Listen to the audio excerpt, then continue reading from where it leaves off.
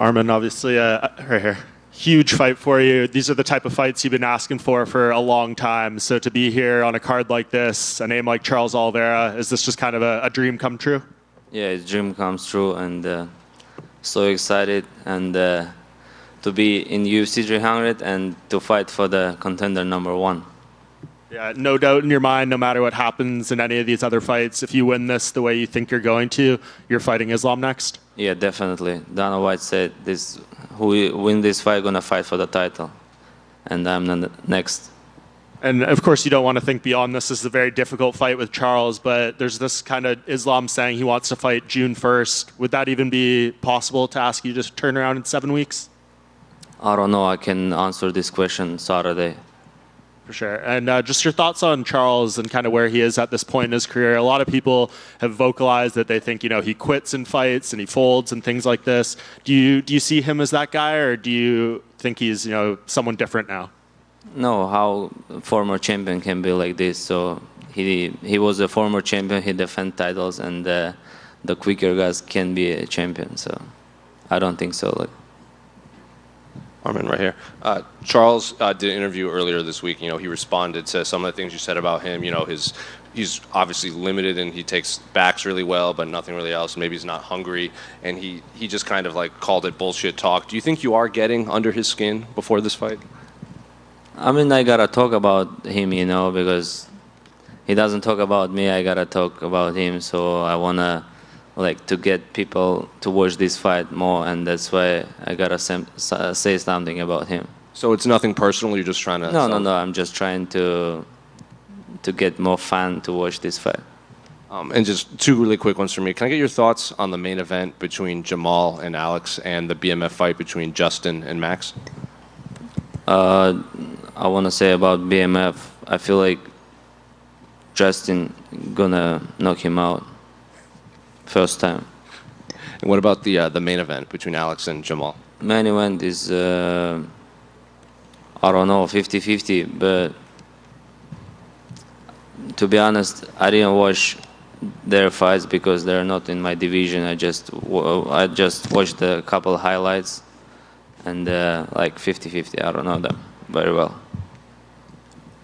I'm in over here. You suffered your second loss inside the company in June of 22. It was a very close fight, but now fast forward to April 2024, you're about to fight Oliveira and potentially earn the title shot after Saturday night. So did anything change from that night to now, and if so, what changed? A lot of things change. I'm getting better every day. I'm just 27 years old, and I'm learning every day new techniques, and I got a lot of experience, and I got 3 more fights after that, or 4 more fights, I don't remember. But yeah, so I feel like now I got better, and my striking is getting better, my wrestling, grappling, conditional, and also English. Arman over here. Arman, right back here. How's it going? Good, how are you? I'm doing great. Good to see you. We obviously saw that you were training at American Top Team for this camp. Dustin Poirier fought Charles Oliveira. Did he give you any sort of insight on him as an opponent? Did you get to work with Dustin at all? No, I didn't work with Dustin because he had a fight before me. So, but our coach is the same, and they already know what I gotta do during the fight, and what mistake did Dustin, I shouldn't do the same, and we work a lot on it, and we watch all his fights, and we did good job. So I feel like this Saturday I'm gonna show good performance. We saw Grant Dawson in a photo with you. Who are some of your other training partners for this camp? Yeah, a lot of sparring partners, and I don't want to say one name because I have 10, 15 sparring partners, and everybody helped me, and thank you so much, ATT. And I know Isaac Dalgarian mentioned to me in an interview, he's Armenian as well, he mentioned about getting to train with you at some point. Have you spoken to him at all? Obviously he's a tough opponent in the featherweight division. Yeah, he's a good guy, and we just text to each other, but I haven't seen him personal. Yeah, but if he wants to come to ATT, of course, Now I'm trying to bring as much as Armenian fighters in ATT and to train together. And just last one from me. I know you like hockey. Are you going to be going to the Golden Knights game on Friday night? They're playing the Minnesota Wild. If they invite me, yes. Arman, over here. What sets you apart from other fighters in the division? How do you plan to leverage those skills on Saturday night? Say one more time, please. What sets you apart from the division, and what skill set are you going to show on Saturday night?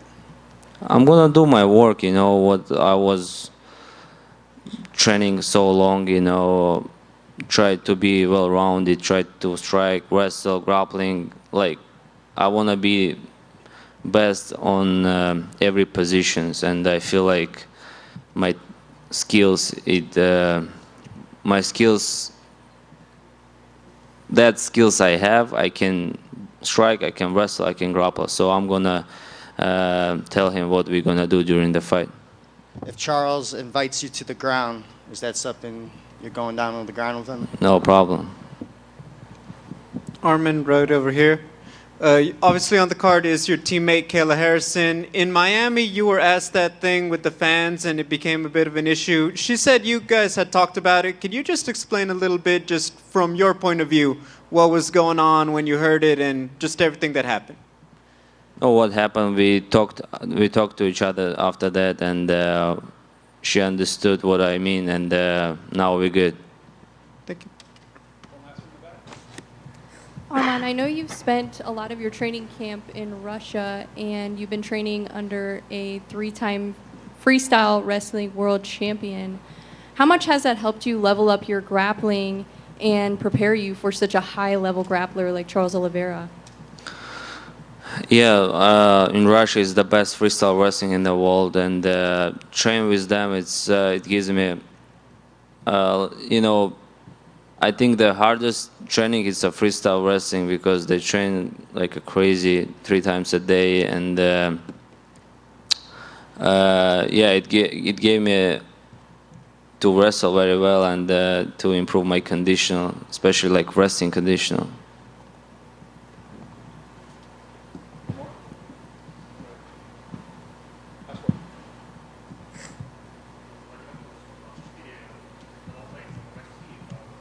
Погромче.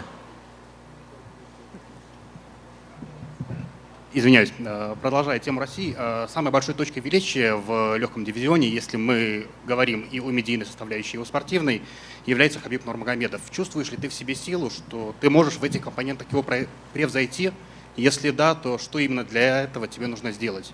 And for our English-speaking colleagues, the question was about legacy that left in lightweight division Khabib Nurmagomedov, and is Arman feel that he can be even greater? If we are talking both of sport and media. Еще раз на русском вопрос можно?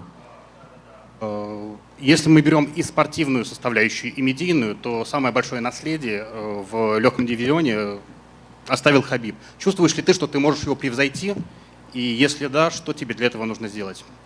Ну, превзойти в этой жизни можно любого.